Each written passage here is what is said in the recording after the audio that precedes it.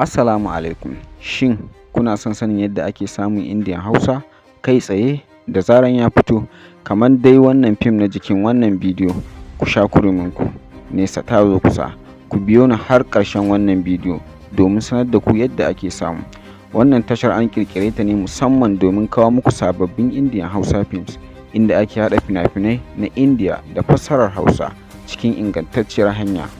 Idan kuna son samun cikakkun fina-finai ko tattaunawa da mu kai tsaye, abu na farko da za ka fara shine ka yi screenshot na wannan bidiyo ka tuntuɓe mu kai tsaye zuwa WhatsApp ko Telegram ta hanyar number da za mu ɗaura a jikin screen ɗin wannan bidiyo.